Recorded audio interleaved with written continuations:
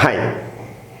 എന്തുകൊണ്ടാണ് കോളേജുകളിലും സ്കൂളുകളിലുമൊക്കെ ആയിട്ട് നമ്മൾ 10-14 വർഷം ഇംഗ്ലീഷ് പഠിച്ചിട്ടും ഇംഗ്ലീഷ് സംസാരിക്കാൻ നമുക്ക് കഴിയാതെ പോകുന്നത് എന്ന് നിങ്ങൾ ചിന്തിച്ചിട്ടുണ്ടോ?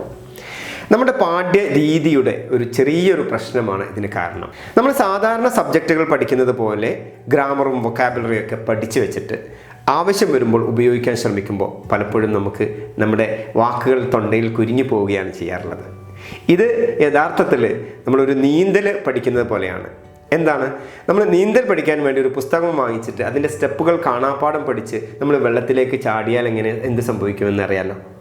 ഇതേ സംഗതി തന്നെയാണ് നമ്മുടെ പാഠ്യരീതിയിലും നമുക്ക് സംഭവിക്കുന്നത്. നമ്മൾ ഗ്രാമറും വൊക്കാബുലറിയും ഒക്കെ പഠിച്ചു വെക്കുകയാണ് ചെയ്യുന്നത്.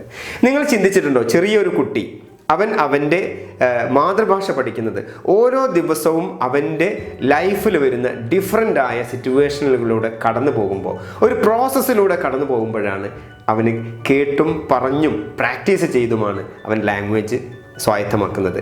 ഇതേ രീതി തന്നെയാണ് നമ്മൾ ഈ ടോക്സ് ഇംഗ്ലീഷ് അക്കാഡമിയിൽ പരിശീലിച്ചു പോരുന്നതും. ഇംഗ്ലീഷ് സംസാരിക്കുന്നതിന് വേണ്ടി എല്ലാ ദിവസവും നമ്മൾ പിക്ചറുകൾ ഉപയോഗിച്ചുകൊണ്ട് ചില സിറ്റുവേഷനുകൾ ക്രിയേറ്റ് ചെയ്യുന്നു. അതേപോലെ തന്നെ വേറൊരു ആക്ടിവിറ്റിയാണ് 1 മിനിറ്റ് ഇംഗ്ലീഷ്.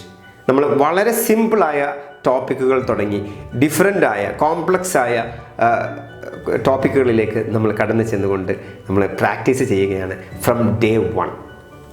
അതാണ് ഈ ടോക്സ് ഇംഗ്ലീഷ് അക്കാഡമിയുടെ പ്രത്യേകത.